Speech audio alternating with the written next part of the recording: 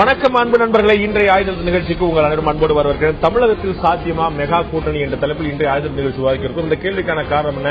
இன்னும் 6 மாதங்களில் தமிழகம் ஒரு சட்டமன்ற தேர்தலை எதிர்கொள்ள இருக்கிறது.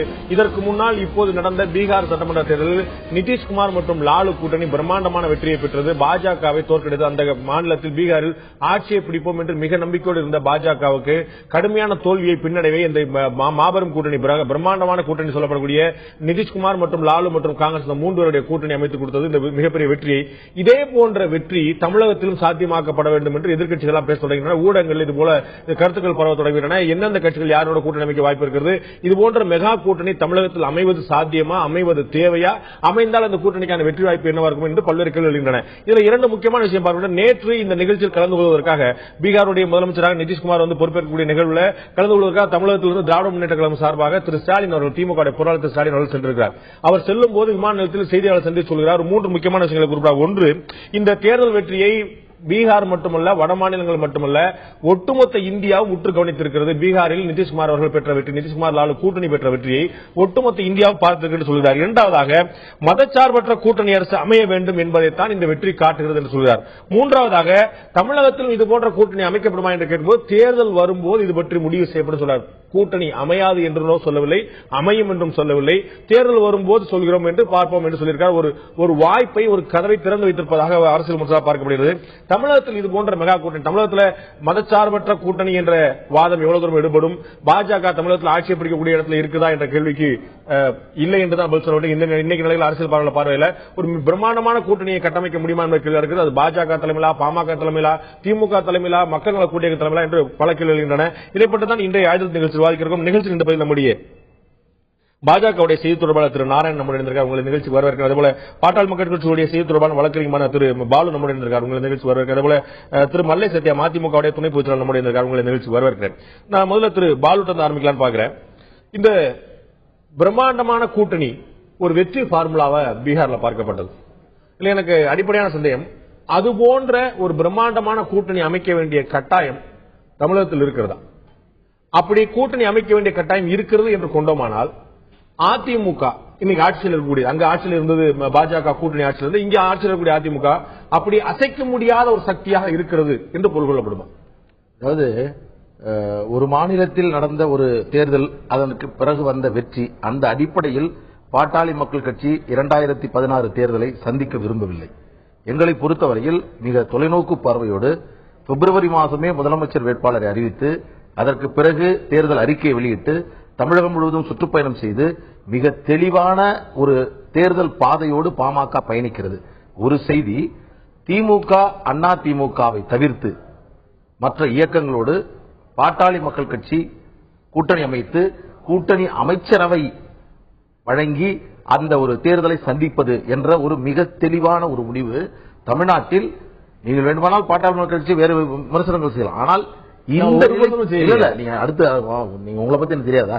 அடுத்து என்னன்னா, இப்படி ஒரு நிலைப்பாடோடு தமிழ்நாட்டில் இருக்கக்கூடிய இயக்கம் பாட்டாளி மக்கள் கட்சியை தவிர வேறு மற்ற தேர்தல்கள். நான் கேட்ட பிரதான கேள்வி அப்படியே இருக்கிறது. நீங்க சொன்னதுல இருந்து பார்க்கும்போது எனக்கு என்ன வருதுன்னா, அதிமுக திமுக தவறு அப்படின்னு சொல்லிட்டீங்க. பாஜகவோட தொடர்ந்து பேச்சுவார்த்தை நடந்துகிட்டு இருக்கிறதாக அறிகிறேன். காங்கிரஸ் இதுல இருக்குமா இல்லையா? காங்கிரஸ் கூட்டணிக்கு வந்தாது. ஒரு விஷயத்தை தெளிவுபடுத்தும் இந்த விவாதத்தின் மூலமாக, நீண்ட காலமாகவே இது போயிட்டு இருக்குது. தமிழ்நாட்டில் மகா கூட்டணிக்கு வாய்ப்பு இருக்கிறதா என்று சொன்னால், என்னை பொறுத்தவரையில் மகா கூட்டணி என்பது தமிழ்நாட்டில் வாய்ப்பே இல்லை. 2 அடிப்படையில். ஒன்று, பீகாரை அடிப்படையாக வைத்து மகா கூட்டணி என்று சொன்னால் அங்கே லாலுவும் நிதிஷும் அணி சேர்ந்தார்கள். தமிழ்நாட்டில் அப்படி அணி சேர வேண்டும் என்று சொன்னால் திமுகவும் அண்ணா திமுகவும் அணி சேர வேண்டும். அப்படி இல்லாத போதே அது வாய்ப்பில்லை என்றாகிறது. இல்லை என்றால் மகா கூட்டணியே கிடையாது. இன்னொன்று, எப்படி திமுகவும் அதிமுகவும் சேரலன்னு அந்த பிரம்மாண்ட கூட்டணி அப்படிங்கிற சொல்லுக்கே பொருள் இல்லைன்னு சொல்றீங்க? நிச்சயமா இல்லை. இன்னொன்று, இந்த இடத்தை பிடிப்பதற்கு திமுக. என்னோட கேள்வி, நீங்க கேட்கறது துணை கேள்வி, அதிமுகவும் திமுகவும் சேர்ந்து ஒரு கூட்டணி அமைச்சாங்க, அவங்க ஆட்சிக்கு வந்துருவாங்க யாருமே மறுக்க மாட்டோம் நான் நினைக்கிறேன். அப்படித்தான் இல்லையா? வாய்ப்பில்லாத பத்தி எதுக்கு புறக்கணிக்கலாம்? நீங்க சொன்ன அதிமுகவும் திமுகவும் சேர்ந்தாங்க அப்படின்னா சாத்தியம். அதிமுகவும் திமுகவும் சேர்ந்தால் தான் பிரம்மாண்ட கூட்டணி அப்படிங்கிற உங்களுடைய பார்வையா இருக்கு. அப்ப அந்த மாதிரியான ஒரு வலுவான இடத்துல பாமக இன்றைய நிலையில் இல்லை அப்படிங்கிற ஏத்துப்பீங்களா? அதாவது இன்னொரு செய்தி ஏனென்று சொன்னால், மெகா கூட்டணி என்று சொன்னால் நான் 120 இடத்துல நிக்கிறேன், எல்லோருக்கும் உங்களுக்கு வாய்ப்பு தருகிறேன்.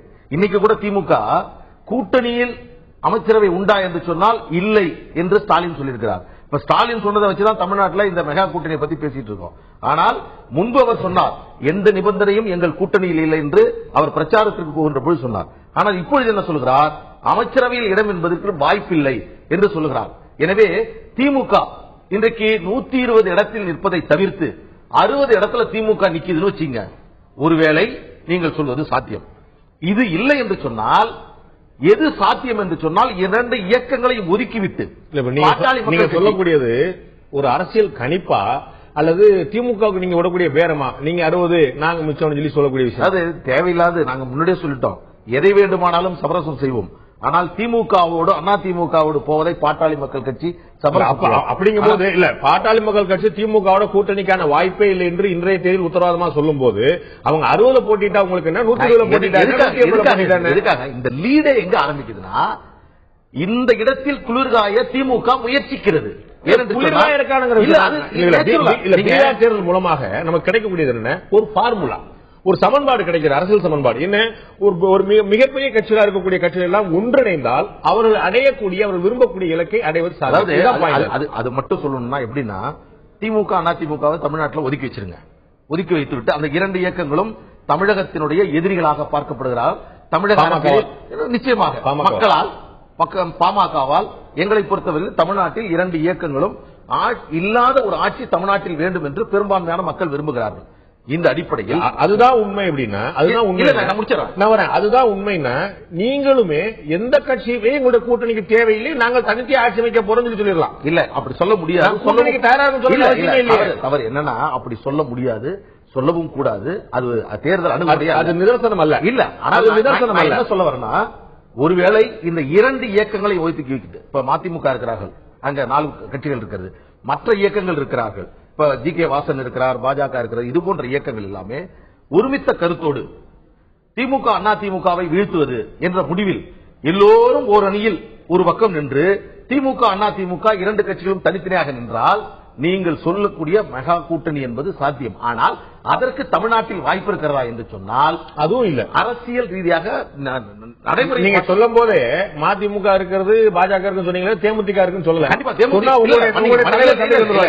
இல்ல, மன்னிக்கணும், தேமுதிகவையும் முதல்ல தேமுதிக சொல்ற, மதிமுகவை சொல்ற, வாசன் அவர்களை சொல்ற, பாஜகவை சொல்ற, காங்கிரஸை சொல்ற, எல்லா இயக்கங்களும் ஒன்றாக சேர்ந்து தமிழ்நாட்டில் இதற்கு சாத்தியமா என்று சொன்னால் அதற்கு வாய்ப்பில்லை. அந்த அடிப்படையில் தான் பாக்குறோம். இது போன்ற ஆனால் சாத்தியமாயிட்டா நீங்க சொல்லக்கூடிய வாய்ப்பு இல்லை. இது போன்ற குழப்பங்கள் எங்களுக்கு நல்லா தெரியும். எங்கள் மருத்துவர் ஐயா அவர்களை பொறுத்தவரையில் தேர்தலில் கூட்டணி, ஆட்சி மாற்றம், மக்கள் உணர்வை மிக நன்கு கணித்தவர். அந்த அடிப்படையில் தான் இது எந்த விதத்திலும் தமிழ்நாட்டில் இதுபோன்று நடப்பதற்கான வாய்ப்பில்லை என்பதை அறிந்து கொண்டு 2 மிக தெளிவானது. ஒன்று, பாட்டாளி மக்கள் கட்சியின் தலைமையில் கூட்டணி, மருத்துவர் அன்புமணி ராமதாஸ் முதலமைச்சர் வேட்பாளர், பாட்டாளி மக்கள் கட்சியுடைய தேர்தல் அறிக்கை என்ற பயணத்தோடு கிடையாது. திமுக அதிமுக இல்லை. தேமுதிக வந்தால் நாங்கள் ஏற்றுக்கொள்கிறோம். எங்களுடைய தலைமையோடு வந்து தவறு இல்லையா? எதுவுமே தவறு கிடையாது. நாங்கள் எந்த ஒரு இயக்கத்தையும் தமிழ்நாட்டில் 2 இயக்கத்தை தவிர நாங்கள் ஒதுக்கி வைக்க விரும்பவில்லை. ஓகே, நான் திரு மல்லை சத்யாட்ட கேட்க விரும்புறேன். இந்த மெகா கூட்டணி அப்படிங்கிறது எவ்வளவு தூரம் சாத்தியமாக போகுது அப்படிங்கிறது தெரியல. தமிழகத்தில் என்ன சொன்ன போல அதற்கான தேவை இருக்குதா அப்படிங்கிற ஒரு கேள்விக்குறியா தொடருது. ஆனால் ஒரு கூட்டணி என்பதை முதல் முறையாக இந்த தேர்தலில் ஒரு அச்சாரமிட்டு கொண்டு போயிட்டு இருக்கக்கூடிய இயக்கமாக மக்கள் நல கூட்டு இயக்கம் இருக்கிறது. அதுல 6 கட்சி இருந்தது, 5 கட்சி இருந்தது, இன்னைக்கு 4 கட்சி இருக்குது. ஒருபுறம் இருக்கட்டும், இந்த கூட்டணி எவ்வளவு நாளைக்கு தொடர்ந்து இருக்கும் அப்படிங்கிற ஒரு மிகப்பெரிய கேள்வி விவாதிக்கப்பட்டு. ஏன்னா ஒவ்வொருத்தருமே ஒவ்வொரு இடத்துல முரண்பட்ட கருத்துக்களை சொல்லிட்டு இருக்கீங்க.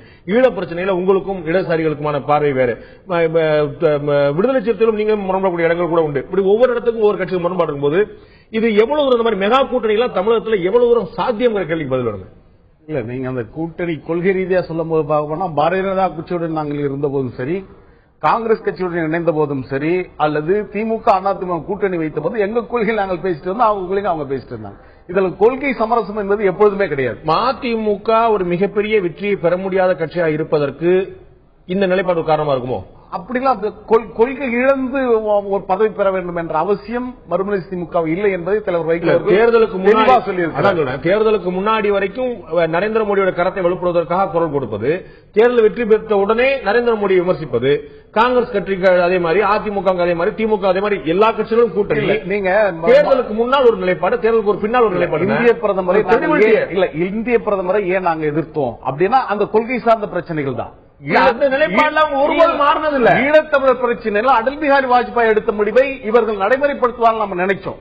பட்டத்துக்குரியவரான ராமனை வனவாசம் அனுப்பிவிட்டு தசரத சக்கரவர்த்தி பரதனுடைய பட்டாபிஷேகத்துக்கு ராவணன் அழைத்து வந்தால் எப்படி இருக்கும் ராமாயணத்துல? இந்த கேள்விதான் இங்கே எழுகிறது. வைகோ அவர்கள் ஈழத்தமிழை கொன்று ராஜபக்சே அழைத்து வரும்போது எங்கள் உடன்பாடு இல்லை. தமிழக அரசியல்ல பரந்துபட்ட அனுபவம் கொண்ட அறிவு கொண்ட திரு வைகோ அவர்கள் இதை யூகிக்கல சொன்னா என்னால் நம்ப முடியல. ஏன்னா பாஜக ஒருபோது மாற்று கருத்தை சொன்னதே இல்ல. மத்திய நிலைப்பாடோட தொடர்ந்து ஏற்கனவே இருந்த ஐக்கிய முற்போக்கு கூட்டணி நிலைப்பாடோட தொடர்ந்து இணைந்து செயல்பட்டு வந்து பாஜக அவர்கள் அதை ஏற்றுக்கொண்டிருக்கிறார். அதே போலதான் நான் வண்டலூர் பொதுக்கூட்டத்தில் கூட அதை நாங்க தான் வலியுறுத்தி பேசுவோம். இந்த வாரத்துக்கு வரும். இந்த வாரத்துல இப்ப ஏற்கனவே 6, 5, 4 ஆயிடுச்சு. இல்ல 5 தான் கூட்டு இயக்கம் என்பது 5 பேரா இருந்தோம். கூட்டணி என்பது 4 பேரா தான் இருக்கிறோம்.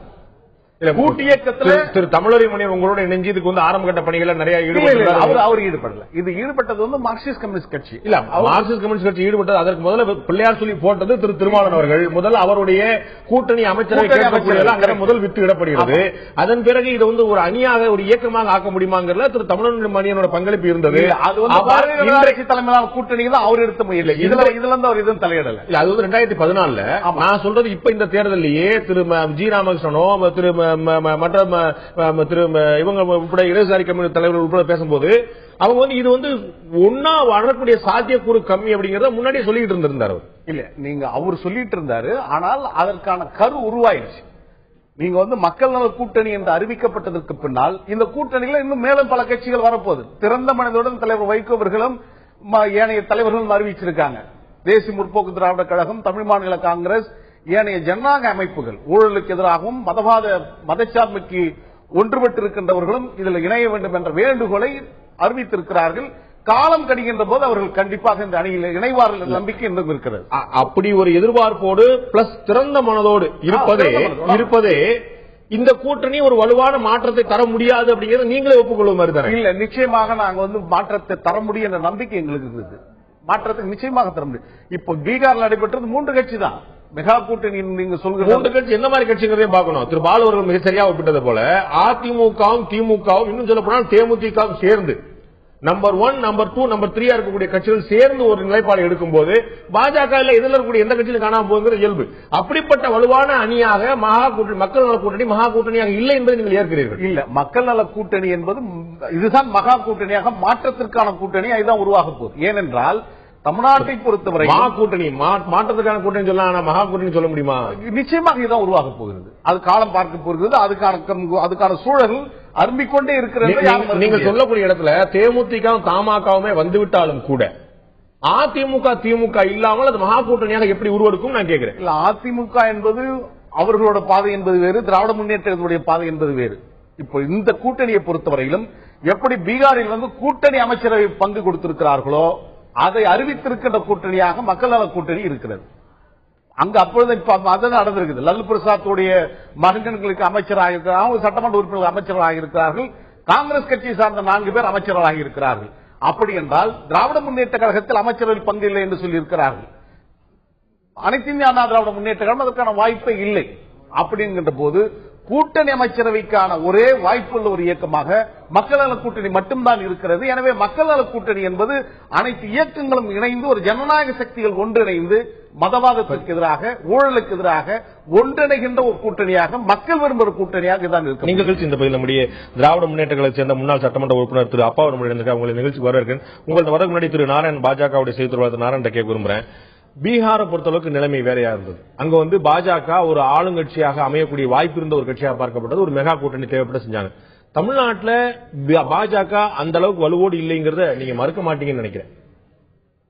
அதாவது தொடர்ந்து கடந்த ஒரு 2-3 வருடங்களாகவே தமிழகத்திலே திராவிட கட்சிகளுக்கு ஒரு மாற்று வேண்டும் என்கின்ற ஒரு முக்கியமான அந்த நகர்வை நோக்கி சென்றது பாரதிய ஜனதா கட்சி தான். அந்த மாற்றுக்காக பாமக இருக்குது, மக்கள் நான் சொல்றேன் மக்கள் எப்படி பார்க்கிறார்கள் ஒரு விஷயம். திராவிட முன்னேற்ற கழகமாக இருந்தாலும் சரி, அண்ணா திராவிட முன்னேற்ற கழகமாக இருந்தாலும் சரி, பாமக, விசிக, இவங்க மதிமுக எல்லாவற்றையுமே தேமுதிக உட்பட இவங்க திராவிட கட்சிகளாக தான் பாக்குறாங்க. மக்கள் அப்படிதான் பாக்குறாங்க. இல்ல பாமகவையும் இடதுசாரி கட்சிகளையும் விடுதலை சிறுத்தைகளையும் திராவிட கட்சிகளா பாக்குறாங்கன்னு இல்லங்க. இடதுசாரி கட்சிகள் நான் சொல்லவே இல்லையா? இல்லதான் விடுதலை சிறுத்தைகள் கட்சியோ பாட்டாளி மக்கள் கட்சி திராவிட இயக்கங்களை எவ்வளவு கடுமையா விமர்சனம் பண்ணிட்டு கொள்கை ரீதியாக நான் சொன்னது அவங்க இந்த அனைத்து கட்சிகளுமே திராவிட கட்சிகளாகத்தான். இவை எல்லாமே ஒரே அணியில இருக்கக்கூடிய ஒரு விஷயம் நீங்க சொல்ல சரியாக்கலாம். பாமக உட்பட எல்லாமே திராவிட கட்சிகள், பாஜக வந்து ஆரிய கட்சி. நீங்க உங்களுடைய பார்வையில் அப்படி இருக்கலாம். நான் தேசிய கட்சின்னு சொல்றேன். நீங்க தேசிய கட்சின்னா அது ஆரிய கட்சின்னு சொன்னா அது உங்களுடைய பாமகவும் விடுதலை இல்ல. நான் என்ன சொல்றேன், நீங்க வந்து ஆரிய கட்சி அப்படின்னு நீங்க உங்களுடைய வார்த்தையில உங்களுடைய புரிதல நீங்க சொல்லலாம். ஆனா நான் சொல்வது தேசிய கட்சி, இரண்டு தேசிய கட்சிகள், காங்கிரஸ் மற்றும் பாஜக. காங்கிரஸை பொறுத்தவரை மக்கள் புறந்தள்ளி விட்டார்கள், இந்தியா முழுவதும் புறந்தள்ளி விட்டார்கள். நான் கேட்கறது பாமகவை மாநில கட்சியா பார்க்கிறார்கள், அவர்களே மறுக்கப்படுறதில்ல. பாமகவை விடுதலை சிறுத்தைகளும் திராவிட கட்சியாக மக்கள் பார்க்கிறார்கள். இவங்க வந்து இத்தனை நாட்களாக இந்த கட்சிகள் அனைத்துமே மாநில அளவில் திமுக, அண்ணா திமுக முதுகுல தான் சவாரி செஞ்சுக்கிட்டு இருந்தாங்க. அதுதான் உண்மை. இல்ல ஒன்னு ரெண்டு முறைதான் பாரதிய ஜனதா கட்சி கூட்டணி வச்சது. ஆனால் தொடர்ந்து 1-2 முறை தான் நீங்க கூட்டணி வச்சீங்க, அவங்க தொடர்ந்து சவாரி செஞ்சுட்டு இருந்தாங்க. கண்டிப்பா எத்தனை முறை தனித்து போட்டிட்டு சொல்லுங்க. எவ்வளவு முறை? அதாவது 1-2 முறை தவிர மற்ற எல்லா முறையும் தனித்து தான் போட்டிட்டு இருக்கிறோம். உங்களுக்கு தேவையா? 91 இருந்து நீங்க எடுத்துங்க, தாராளமா எடுத்துங்க. சட்டசபை ஒரே ஒரு முறை தான் 2001 நாங்க திராவிட முன்னேற்ற கழகத்தோட சட்டசபையில் 96 தேர்தலை பத்தி பேசுறேன். நீங்க தயவு செஞ்சு நீங்க டிபேட் பண்ணாதீங்க. 2001 திராவிட முன்னேற்ற கழகத்தினோட சட்டசபை தேர்தலில் நாங்க போட்டிக்கிட்டோம். கரெக்டா? அதற்கு பிறகு நாங்க வந்து திமுக, அண்ணா திமுக எப்போ சட்டசபை தேர்தலில் கூட்டணி வச்சோம் சொல்லுங்க. நீங்க ஆளுங்கட்சியா வந்துட்டீங்கல்ல பல முறை தமிழ்நாட்டுல கூட்டணி அமைக்க. நீங்க இப்படி கேட்டா அப்படி கேட்கலாம். அதாவது உங்களுக்கு சேஃபா வேண்டிய விஷயத்தை எடுக்காதீங்க.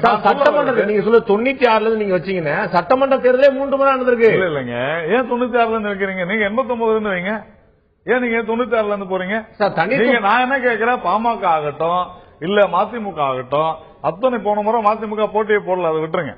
இவங்க அத்தனை பேருமே எய்தர் டிஎம்கே ஆர் ஏடிஎம்கே ஒவ்வொரு எலெக்ஷன்லயும் அப்படிதான் அவங்க வந்து. மதிமுக 96 கிட்டத்தட்ட தனித்து போட்டிடுச்சு. இடதுசாரி இயக்கங்களோட மட்டும் தான் சேர்ந்து இருந்துச்சு, மார்க்சிஸ்டோட மட்டும் தான் சேர்ந்து இருந்துச்சு. கிட்டத்தட்ட தனித்து போட்டிடுச்சு. 2010 போட்டியிடவில்லை. பாமக உங்களை போடவே சொல்ல முடியும், தேமுதிக 2 சொல்ல முடியும். எல்லா கட்சிகளும் ஒன்று முயற்சி பண்ணி தான் நான் சொல்கிறேன். தேசிய, அதாவது இந்த தேமுதிக கூட அந்த திராவிடன்ற அந்த வார்த்தை இருக்கு பாத்தீங்களா? மக்கள் வந்து இந்த அத்தனை கட்சிகளையுமே நான் சொல்வது திமுக, அண்ணா திமுக இந்த கொள்கைகள் இவர்களுடைய கொள்கைகள், இவங்க இப்படிதான் இருப்பாங்க அப்படிங்கறது தெளிவா இருக்கிறாங்க. அதற்கு ஒரு மாற்று வேண்டும் என்பதற்காகத்தான் ஒரு தேசிய கட்சியானது தமிழகத்தில் மோடி வந்து ஒரு நிமிஷம் அப்படி போயிருக்க மாட்டாங்க. இல்ல ஒரு நிமிஷம், தமிழ்நாட்டில் நீங்க சொன்னீங்களா ஆரிய பாட்டாளி மக்கள் கட்சியை திராவிட இயக்கத்தோடு சேர்த்து பேசுறீங்க. என்ன பேசல எனக்கு புரியல. திராவிட இயக்கங்கிற சொல்லுங்க அவமரியாதை திமுக, அண்ணா திமுக. என்னுடைய கேள்வி ரொம்ப எளிமையானது.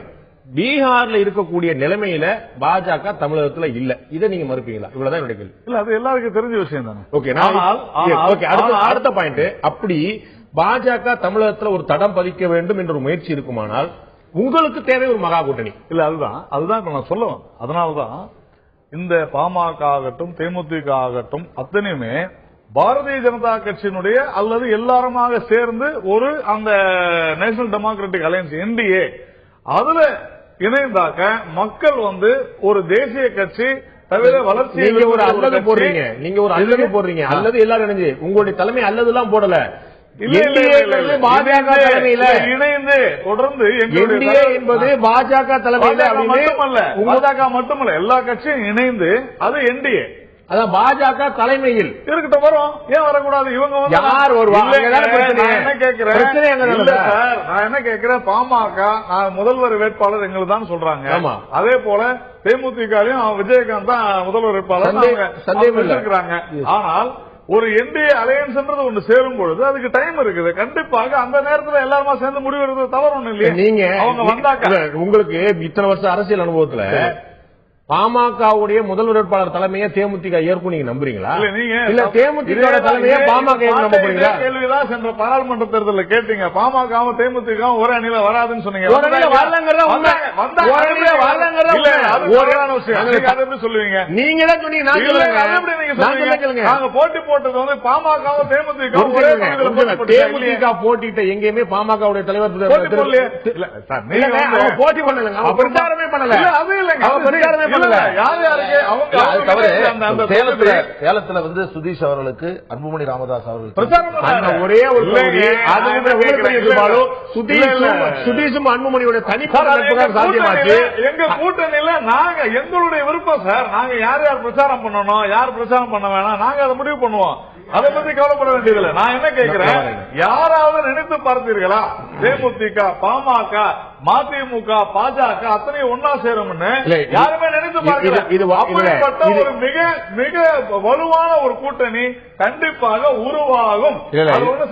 உங்களுடைய நம்பிக்கை நான் பாராட்டுறேன். இது எல்லாருமே இணைந்துங்கிறதுக்கு போது யார் தலைமையிலங்கிற கேள்விதான் பிரதானமா இருக்கு.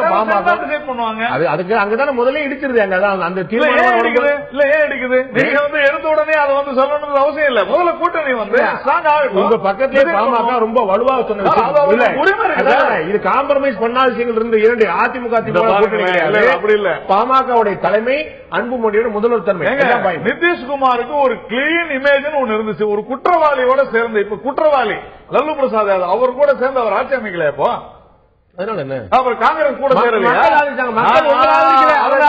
இல்ல மக்கள் ஆதரிச்சிருக்காங்க. எப்படி நீங்க ஆதரிக்கலன்னு ஆட்சியை கொடுத்துட்டாங்க. 25% ஓட்டு வாங்கியிருக்கிறோம். உங்களோட அதிகமா சேர்ந்து வாங்கிருக்காங்க. ரெண்டு கட்சி ஒவ்வொரு கட்சியும் தனித்தனியா எடுத்து பாத்தீங்கன்னா வாங்கிருக்காங்க. அப்ப ஒண்டிக்கு ஒண்டி ஒரே சவால் தான். ஒரே பதிவில் அவங்க வந்து குற்றவாளி கூட சேர்ந்தாரு நிதிஷ்காங்க.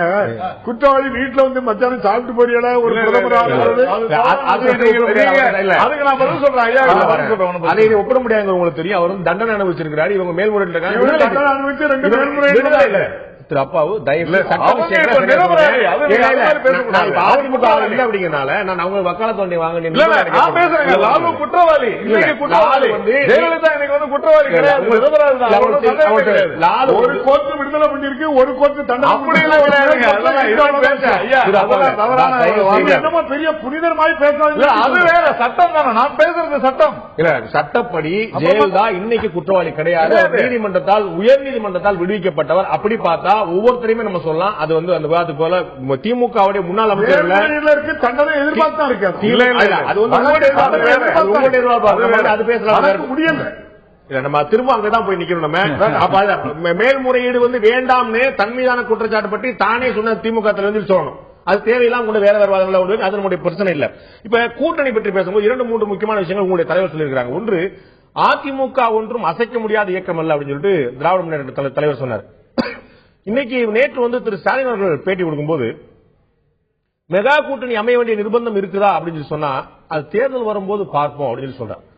அமையாது என்றோ தேவையில்லை என்றோ நிச்சயமா அமையும் சொல்ல. சோ ஒரு ஆப்ஷனை நீங்க ஓபன் பண்ணி வச்சீங்கன்னா, அதாவது தமிழ்நாட்டினுடைய சட்டமன்ற தேர்தலுடைய கூட்டணிகளை பற்றி உங்களுக்கு புரியாது, தெரியாது, ஒண்ணுமே கிடையாது. தேர்தலுக்கு முந்தின நாள் வரைக்கும் கூட்டணி வரலாம். தேர்தலில் அதிமுக கழகம் போன தேர்தலில் 2011 தேர்தல் பிரச்சாரத்துக்கே போயிட்டாங்க.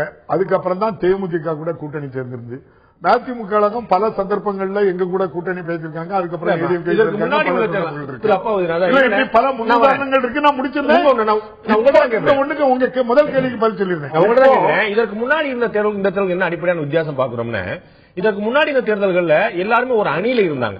இப்ப என்னைத்தான் முன்னிலைப்படுத்துவேன்னு ஒவ்வொரு கட்சியும் தன்னைத்தானே பிரதானப்படுத்துகிறாங்க. பாஜக தன்னுடைய தலைமையில் சிந்திக்குது, மக்கள் நல கூட்டியக்கம் தன்னுடைய தலைமையில் தப்பு கிடையாது. அப்ப இப்ப இவங்களோட தலைமையை சமரசம் பண்ணிட்டு வருவாங்களாங்கிற கேள்வி வருது. அதாவது அவங்களுடைய முயற்சி, அவங்களுடைய எண்ணங்கள், அவங்களுடைய சிந்தனைகளுக்கு நம்ம எதுக்குமே தடை கிடையாது, எல்லாருக்கும் அந்த உரிமை இருக்கு. ஆனா பொதுவுல நாட்டு நடப்பை பற்றி ரொம்ப போகண்டா. இன்னைக்கு உள்ள ஜூனியர் விட நான் பார்த்துட்டாலே போதும். திராவிட முன்னேற்ற கழகம் எதிரணியில 41% வாக்குகளை பெற்றிருக்கு, முன்னணியில இருக்கு. பாமக பாட்டாளி மக்கள் கட்சி 6% இருக்கு, தேமுதிக 13%. அதே போல நம்ம இல்ல நம்ம கருத்து கணிப்பெல்லாம் நம்பாத கட்சியா இருக்கு. கருத்து நான் சொல்லல, ஒரு தகவல் சொல்றேன்.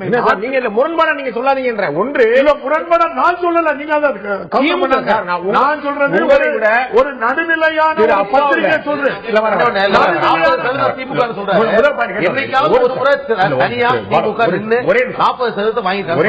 முதல் கருத்தை முடிச்சு அவருக்கு ஒரு தேவையான இடம் முதல் பகுதியில் வரல. அவர் நான் சொல்றேன், உங்களை விட உங்களுடைய தலைவருடைய கருத்துக்கு மதிப்பு அதிகம் உண்டு. ஆமா தானே? அவர்கள் பல முறை கருத்து கணிப்புகளை நாங்கள் நம்புவதில்லை, இது மக்களுடைய கருத்தை பிரதிபலிப்பு சொல்றாங்க. ஆனா இன்னைக்கு நீங்க ஒரு கருத்து கணிப்பை கோட் பண்ணி நாங்களா எங்க இருக்கும் பாத்தீங்களான்னு கேக்குறீங்க. இல்ல நான் சொல்றது ஒரு நல்ல நாள், ஒரு நல்ல பத்திரிகை, அது உங்களுக்கு தெரியும், ஒரு நடுநிலையான பத்திரிகை. திமுக தலைவரை பற்றி அதே பத்திரிகை எத்தனை பக்கத்துக்கு கட்டுரையிடுது, அதுல உங்களுக்கு ஏற்பு தானே? அதை ஒத்துக்கிறீங்களா நீங்க? ஆமான்னு இப்ப நல்ல பத்திரிகைகள் நியாயமானதை சொல்லும் போது யாருமே ஏற்க முடியாது. திமுக பற்றி அந்த கட்சி அந்த பத்திரிகை செய்த விமர்சனங்களை நீங்க ஏற்கிறீர்கள். அதாவது எந்தெந்த நேரத்தில் எழுதுவாங்களோ அந்த சந்தர்ப்பத்தை சௌரியமா நான் சொன்னா அப்படி இல்ல. நீங்க எங்களுக்கு சௌரியங்கிறத இல்ல. நான் என் கேள்விக்கு பதில் சொல்லுங்க. தலைவர் சொல்லிருக்காரு ஏடிஎம்கே வீழ்த்த முடியாத கட்சி இல்ல அப்படின்னு சொன்னாங்க. அவ்வளவுதான். கர்பூர்ல சுகவனம் அந்த முதல்வரையே படுதோல்வி பண்ண சொன்ன செய்தாரு. அந்த கட்சி எவ்வளவு படுதோல்வி எப்பமெல்லாம் 96 2096 என்ன படுதோல்வி அடைஞ்சதான். அதனால அது முக்கியம் இல்ல. தலைவர் சொன்னது வீழ்த்த முடியாத இயக்கம் இல்லைன்னாரு, அது உண்மை. அதுக்கு வலு சேர்க்கும் அவமாதான் இன்னைக்கு நமக்கு நாமே பயணத்துல போனதுக்கு அப்புறம் இன்னைக்கு திராவிட முன்னேற்ற கழகத்துக்கு 41% வந்திருக்கு. ஓகே, உங்களுடைய தளபதியும் நீங்களும் அந்த அளவுக்கு நம்பிக்கையில் இருக்கீங்கன்னு சொன்னா மெகா கூட்டணி வேண்டாம், மகா கூட்டணி வேண்டாங்க, நாங்கள் ஆட்சியை பிடிக்க போறோங்க, அமைதியை வேடிக்கை பாருங்க சொல்லிருக்கலாம். ஆனால் தேர்தல் வரும்போது சொல்கிறோம், உங்களுக்கு சொல்லாம இது செஞ்சிட மாட்டோம் அப்படி சொல்லும் போதே ஒரு வாய்ப்பை, ஒரு வாசலை திறந்து வைக்கிறீர்கள். அதாவது திராவிட முன்னேற்ற கழகம் தலைவர் நம்முடைய அண்ணா, பேரறிஞர் அண்ணா அவர்கள் தான் 67 முதல்ல இந்த கூட்டணியே தமிழ்நாட்டில் உருவாக்குனது. நாங்க அதுக்கு சொந்தமானவங்க தான். இன்னைக்கு பீகார்ல இன்னைக்கு 100 வருஷம் நீதி கட்சி ஆரம்பிச்சு 100 வருஷத்துல இன்னைக்கு அவர் பதவி ஏற்கிற ஒரு தருமையான ஒரு சமூக நீதி உள்ள கட்சி. திராவிடர் இல்லைன்னு இங்க சொன்னாங்க, திராவிட இயக்கத்துக்கு மாற்றுன்னு சொல்லி. திராவிடர் இல்ல அப்படின்னு சொன்னா திராவிடர் இனம் தானே எல்லாருமே. இது அதுக்கு மாற்று சொன்னா ஆரியர் இனம் தான். பாமக ஆரியராக முடியுமா? வைகோ அவர்கள் ஆரியராக முடியுமா? எல்லாருமே திராவிடர்கள் தான். திராவிட இயக்கங்கள்ல யார் வேணாலும் எந்த இயக்கமும் ஆரம்பிக்கலாம், நடத்தலாம்.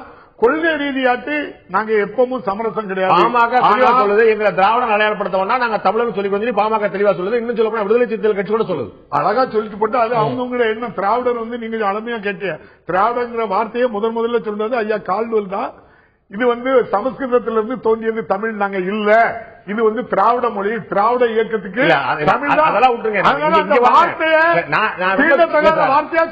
உங்களுடைய என்னுடைய கேள்வி முரண்பாடு கால்டுவெல் பத்தி இல்ல. உங்களுடைய தலைவர் சொல்றால் வீழ்த்த முடியாத இயக்கம் இல்ல அப்படின்னு. உங்களுடைய தளபதி சொல்றார் நாங்க கூட்டணி அமைக்கிறோங்கிற ரொம்ப சீக்கிரமா சொல்லுவார். அப்ப உங்களுக்கு பாமகவுக்கு இருக்கக்கூடிய தன்னம்பிக்கை, திறன், ஒரு துணிவு இருக்குதாங்க தான் என்னுடைய கேள்வி. அதாவது திராவிட முன்னேற்ற கழகம் யாரை நம்பியும் இந்த இயக்கம் இல்ல. யாரெல்லாம் வந்துருவாங்கன்னு சொல்லி எதிர்பார்த்து நாங்க இங்க இருக்கல. ஒண்ணு தெரிஞ்சுடுங்க நீங்க. இதுதான் நாங்க தெளிவா சொல்லிட்டோம். தளபதி தெளிவா சொல்லிருக்காங்க, கூட்டணி ஆட்சி இல்லங்கிறத தெளிவுபடுத்திருக்கோம்.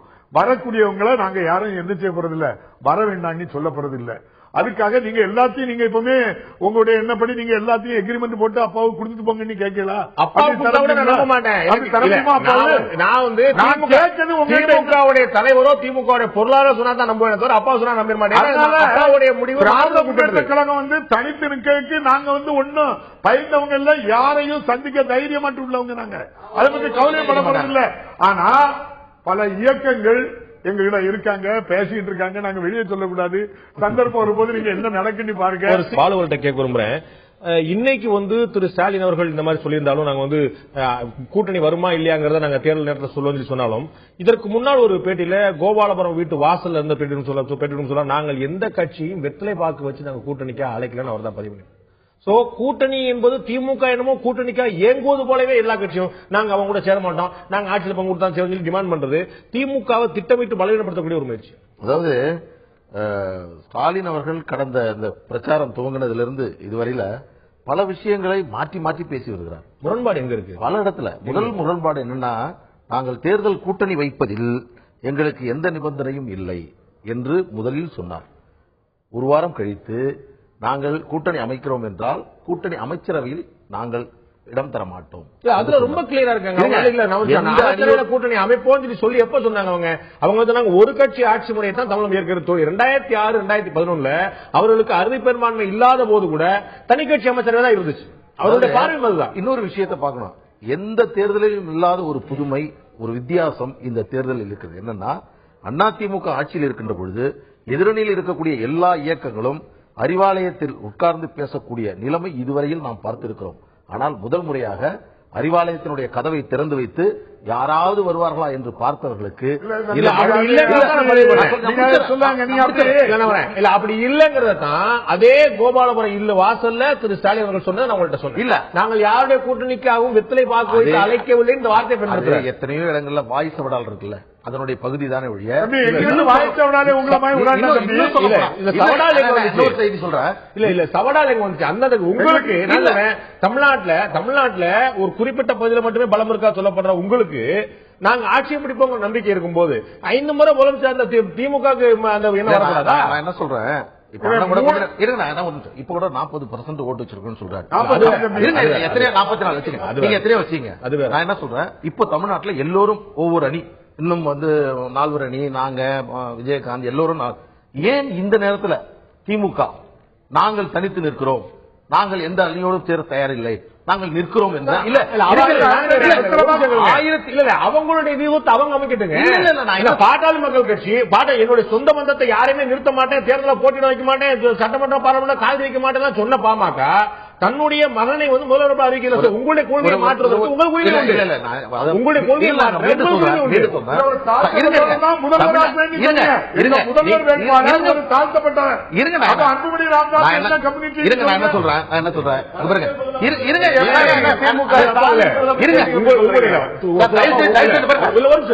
உங்களுடைய ஸ்டேச்சருக்கு நான் இன்னும் கொஞ்சம் பெட்டரா இருவாங்க. இது போன்ற விஷயம் என்னன்னா, இப்படி இருந்தால் நாங்கள் வெத்தலை பார்க்க வைக்க அழைக்கவில்லை என்று சொன்னால் குச்சி கதையை எதுக்கு கலைஞர் சொல்லணும்? நீங்க யோசிச்சு பாருங்க.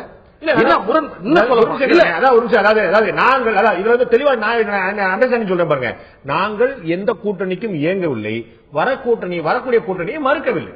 அதாவது தமிழ்நாடு அரசியல்ல இதுதான் நான் சொல்ல வந்த செய்தி. திமுக என்று தனிப்பட்ட முறையில் பலம் வாய்ந்த கட்சியாக அது ஒருபோதும் இல்லாமல் மற்ற இயக்கங்களோடு சேர்ந்து அவர்களோடு ஆட்சி அமைக்கக்கூடிய அந்த வாய்ப்பை அவர்கள் பயன்படுத்திக் கொண்டிருக்கக்கூடிய இந்த நிலைமைதான் தமிழ்நாட்டில் இருக்கிறது என்பதை மாலன் அவர்கள் ஒரு கட்டுரையில் மிக தெளிவாக ஒரு அரசியல் நீங்க பார்த்த அடிப்படையில் சொல்லுங்க. இன்னைக்கு தமிழ்நாட்டில் இருக்கக்கூடிய அத்தனை இயக்கங்களும் அதிமுக விடுதலை சிறுத்தைகள் பாமக அத்தனை இயக்கங்களும் தனித்தனியாக போட்டிட்டால் தமிழ்நாட்டில் ஆகப்பெரிய முதலிரண்டு கட்சிகளாக அதிமுக திமுக தான் வருகிற மறுப்பீங்களா? நீங்க நிச்சயமா வர முடியாது. நான் தான் சொல்றேன். இல்ல நான் உங்களுடைய தன்னம்பிக்கை பாராட்டலாம், அதீத நம்பிக்கை.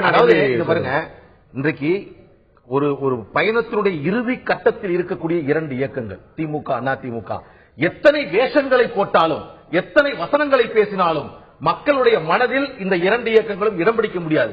ஏனென்றால் அவர்கள் மன ரீதியாக இது மீண்டும் இந்த நாட்டில் ஆளக்கூடாது என்ற முடிவில் ஒட்டுமொத்த மக்களும் இருக்கிறார்கள். மலை உச்சியை மலை உச்சியை ஆகப்பெரிய உயரம் என்றும் பார்க்கலாம். இதற்கு மேல் போவதற்கு இடம் இல்லாமல் முட்டிக்கிட்டு இருக்காங்க. எப்படி பார்க்க போறீங்க? உங்களுக்கு கெஜ்ரிவாலுடைய வெற்றிக்கு பிறகு இதை நீங்கள் சொன்னீர்கள் என்று சொன்னால் நீங்கள் தேசிய அளவில் இருக்கக்கூடியதை மறந்துவிட்டு பேசுகிறீர்கள். கெஜ்ரிவால் இன்று லாலுவோடு கை ஒத்துக் கொண்டிருக்கிறார். லாலுவோடு இமாலய பலம் பெற்ற பாஜக இருக்கிறார்கள். 2013 பல கோடி ரூபாய் சுருட்டி விட்டு 25 லட்சம் ரூபாய் அபராதம் கட்டிவிட்டு சில மாதங்கள் சிறை இருந்து விட்டு இவர் நியாயம் பேசுகிறார், நல்ல டீலா இருக்கிறது என்று விமர்சனம் செய்த அரவிந்த் கெஜ்ரிவால் இன்று லாலுவோடு கை கோர்க்கிறார். அப்ப அவருடைய கிரெடிபிலிட்டி அங்க நீங்கள் சொல்லக்கூடியது பெரிய இயக்கம் என்று சொல்லக்கூடிய அடிப்படையில் திமுக அதிமுக என்று வசனம் அந்த மிக எளிதாக சொல்றோமே பழக்கத்தில் வந்து அது வந்துருது. ஏன்னா அந்த அடிப்படையில் தான் சொல்றேன், டெல்லி காங்கிரஸ் பாஜக என்ற நிலையை மாற்றி ஒரு இயக்கம் உள்ளே நுழைகிறது என்று சொன்னால் மக்கள் முடிவு செய்து விட்டால் எந்த இயக்கத்தையும் புறக்கணிக்க முடியும். அதற்கான தேவை இருக்கிறது. உங்கள்கிட்ட கேட்க விரும்புறேன், மதச்சார்பற்ற கூட்டணி வேண்டும், அரசு வேண்டும் என்பதைத்தான் மக்கள் விரும்புகிறார்கள் நேற்று பேட்டியில திரு ஸ்டாலின் சொல்றார். மதச்சார்பற்ற கூட்டணி அப்படின்னு மதச்சார்பற்ற கட்சி அப்படின்னு சொன்னா பாஜக அல்லாத அப்படின்னு உங்களுடைய பார்வையில பார்க்கணும். என்னுடைய கேள்வி, 98 பாஜகவுக்கான ஆதரவை அதிமுக விலக்கி கொண்ட போது ஓடி போய் ஆதரவு கொடுத்த இயக்கம் திமுக. நீங்க மதச்சார்பற்ற தன்மை பற்றி பேசினா எனக்கு புரியல. அதன் பிறகு பாபர் மசூதி இடிக்கப்பட்ட பிறகுதான் அந்த கூட்டணிக்கே போனீங்க. இரண்டாவது, நீங்க கூட்டணி இருக்கும் போதுதான் குஜராத்ல கலவரம் நடக்குது. இத்தனை விஷயம் நடந்த பிறகு மதச்சார்பற்ற தன்மை பற்றி பாஜக பற்றி திமுக பேசினா மக்கள் இருப்பாங்க. தலைவர் கலைஞர் அவர்களே தெளிவா சொல்லிருக்காங்க. வாஜ்பாய் அவர்கள் இருக்கும்போது எல்லாருமே சொன்னாங்க, வாஜ்பாயுடைய ஆட்சி காலத்துல இப்போது மோடி காலத்துல இருக்கிற மாதிரி விமர்சனங்கள் இருந்தா இப்படிப்பட்ட ஒரு சைப்புத்தன்மை இல்லாத ஒரு நிலை இந்தியாவில் ஏற்பட்டா இல்ல. அதுக்கு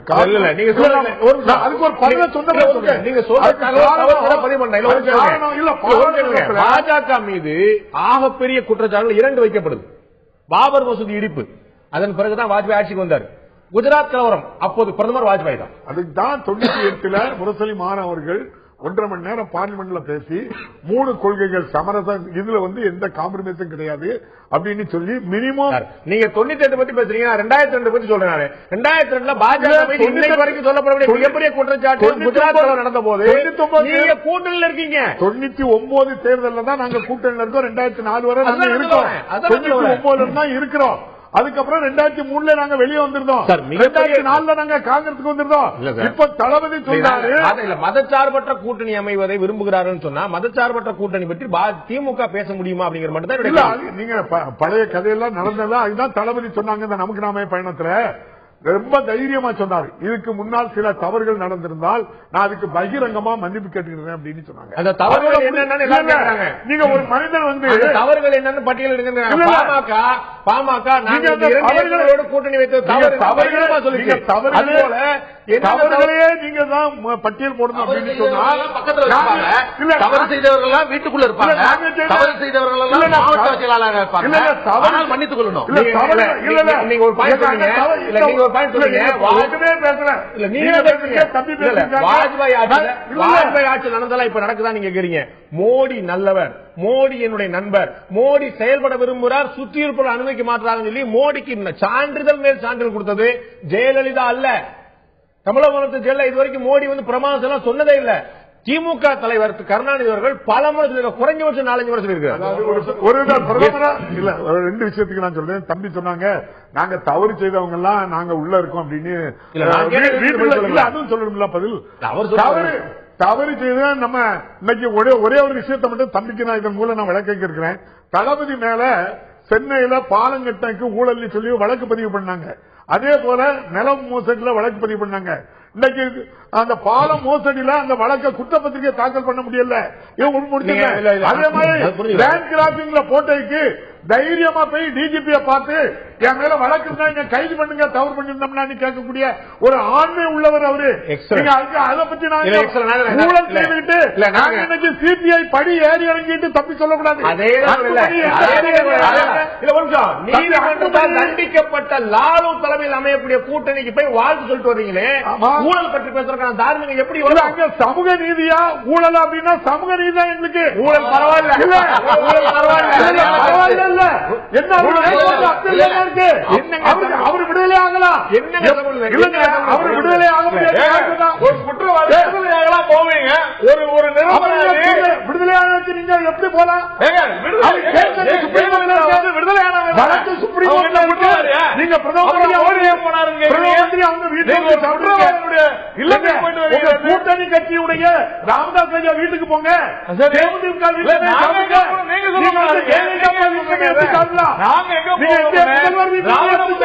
சொல்ல வேண்டிய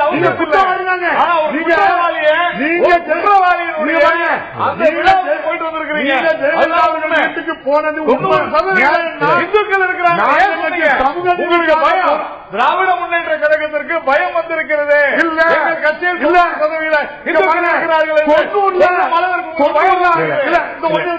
90 அத்வானி ரதவாத்திர இந்தியா முழுவதும் போனாரு. உங்களை வந்து பீகாருக்குள்ள போனாங்க.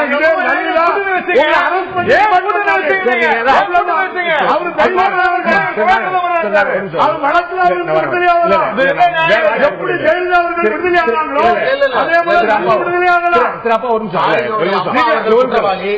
மாதிரி சகோதரி குற்றவாளி, அவர்களுடைய நீதிமன்றத்தில் இவர்கள் எந்த விதத்திலும் இன்னைக்கு ஒரு தைரியமா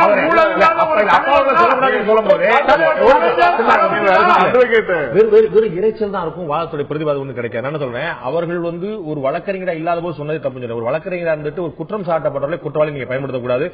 குற்றம் சாட்டப்பட்டவர்கள் குற்றவாளி குற்றவாளிகள் அப்படி பிரிச்சுட்டீங்கன்னா அன்புமணி ராமதாஸை நீங்க எப்படி பிரிக்கிறீங்க சொல்லுங்க.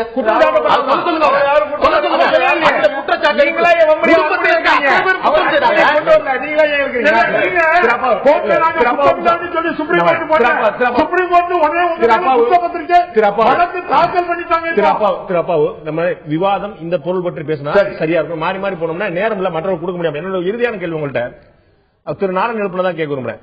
இந்துக்கள் என்றால் திருடர்கள் என்று உங்களுடைய கட்சியுடைய தலைவர் சொன்னார்.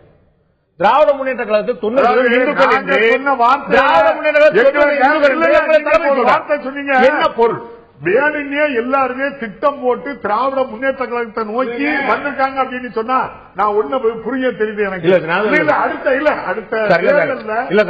கேள்வி தயவுசெய்து உள்வாங்க. நீங்க வேற நான் என்ன சொல்றேன், மதச்சார்பற்ற கூட்டணி ஆட்சி அமையணுங்கிறதா விரும்புறாங்கன்னு உங்களுடைய தளபதி சொல்றாரு. நான் என்ன கேட்கிறேன், இந்து என்றா திருடன் உங்க தலைவர் சொல்றாரு. 90% இந்துக்கள் என்ன பொருள்? தவறான வார்த்தையை திரும்ப திரும்ப எல்லாரும் தலைவர் சொன்ன நீங்க பயன்படுத்திக்க. எந்த சந்தர்ப்பத்துல எதுக்காக சொன்னாரு அப்படிங்கறதெல்லாம் நீங்க ஒன்றுமே இல்ல. அகராதியில போட்டிருக்கு இந்துக்கள் திருடர்கள் சொன்னார். இவ்வளவுதான் வேற எதுவுமே கருத்து சொல்ல. தலைவர்கிட்ட கேட்டாக்கி திரு பிளஸ் டன் திருதான் அந்த ரெண்டுக்கும்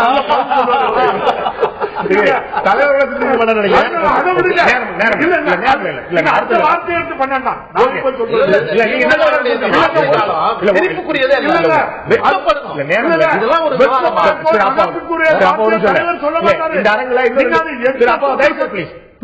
இந்த அரங்கில இன்னும் 2 பேர் இருக்காங்க. நீங்களும் திரு பாலு நிறைய எடுத்திருக்கீங்க. அவங்களுக்கு திரு நிறைய சொல்லிட்டீங்க. இல்ல இந்த ஒரே வார்த்தை இதைத்தானே சொல்றேன். எல்லாரும் இந்த கூட்டணி பத்தி தானே கேட்டிருக்கீங்க. கூட்டணியில நாங்க வந்து எதிர்பார்த்து இருக்கோம். இல்லன்னாக்கி நீங்க எப்படி நாங்க கூட்டணி சேர மாட்டேன்னு சொல்லிருக்கீங்கிறதா உங்களுடைய பிரதான கேள்வியெல்லாம் கேட்டுட்டு இருக்கேன். நாங்க வலுவா இருக்கிறோம். எங்களோட சேர்ந்தவங்க சட்டமன்றம் வருவாங்க. இதுதான் இறுதி தீர்ப்பு. தளபதி முதல்வராக யாராலும் சத்யா இப்ப வந்து உங்களுடைய இயக்கத்துல தமாகவும் தேமுதிக வர்றதுக்கான வாய்ப்புகள் இருக்கு. அதுக்கான பேச்சுவார்த்தை நடத்திருக்கோம் சொல்லிட்டு திரு டி. கே. ரங்கராஜன் வந்து எல்லாருமே சொல்லிட்டு இருக்காங்க. ஆனால் ஒருவேளை திமுகவோடு இந்த 2 இயக்கங்களும் சேர்மானால், தமாகவும் தேமுதிகவும் திமுக சேர்மானால் அந்த அணி ஒரு மகா கூட்டணியா மாறுவதற்கான வாய்ப்பு இல்லையா? இல்ல, நிச்சயமா அதுக்கான வாய்ப்புகள் இல்லை. ஏனென்றால் அண்ணன் வந்து சொன்னாரு, நாங்க கடந்த ஆட்சியில தவறு செய்தோம், தவறுக்கான மன்னிப்பு கேட்கிறோம் அப்படின்னு. இது ஒண்ணு தேவாலயம் அல்ல மன்னிப்பு கேட்கறதுக்கு. இல்ல இது வந்து மக்கள் மன்றம். செய்த தவறு இல்ல தண்டனை மட்டும்தான். நீங்க செய்த தவறின் காரணமாக எந்த தவறு பண்ணல. 1,40,000 எடுத்திருக்காங்க. ஒரு உயிருக்கு 10 ஆண்டு நீங்க எத்தனை தலைமுறை எடுத்தாலும் நீங்க சட்டமன்றத்துக்கு வர முடியாது.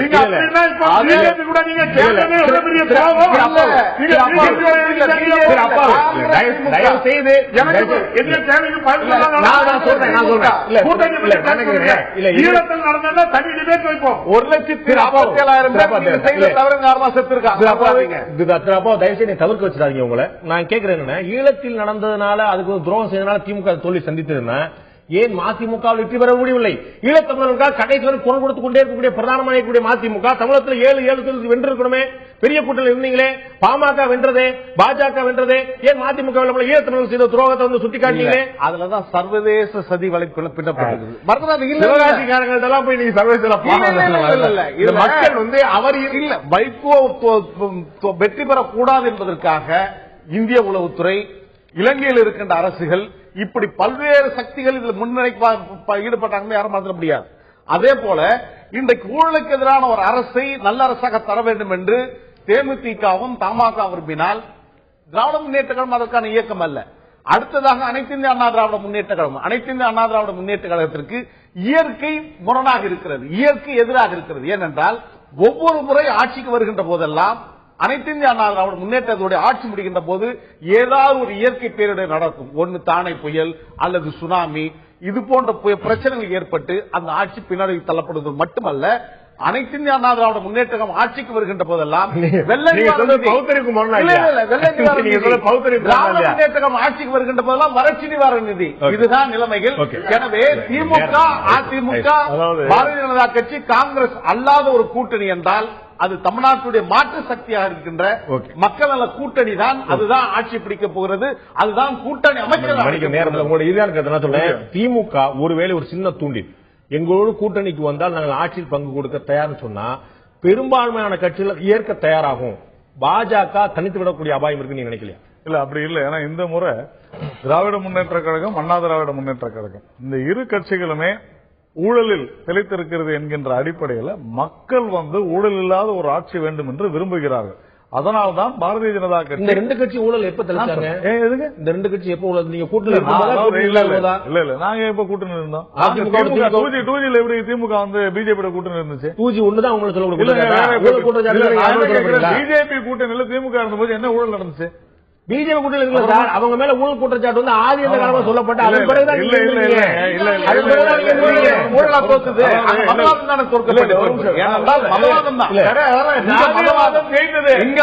ஜாதியவாதம் ஜாதி வந்து அங்க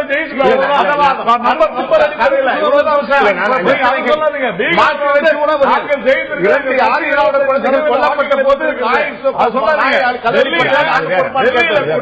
டெல்லியில கூட இவரு நம்ம நண்பர் பாபு சொன்னாரு, சமூக நீதிக்கு போறதுனால என்ன இன்னைக்கு போய் லாலு கூடயும் காங்கிரஸ் கூடயும் உட்கார்ந்து சுத்திக்கிட்டு இருக்கிறாரு. நீங்க அரவிந்த் கெஜ்ரிவால் சமூக நீதிக்கு போறாருனாலன்றீங்க.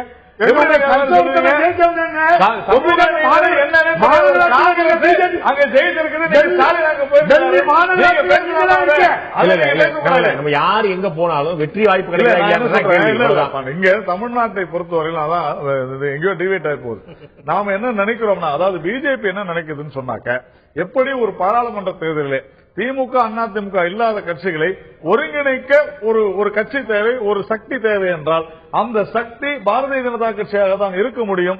அந்த கூட்டணி தான் தேசிய ஜனநாயக கூட்டணியாக இருக்க முடியும். இதுல பாமகவோ தேமுதிகவோ மற்ற கட்சிகளோ தனித்தனியாக வந்து நாங்க தான் தலைமைன்னு செஞ்சா இவர்களுடைய எதிர்பார்ப்பு ஏமாற்றமாகத்தான் ஆகும்.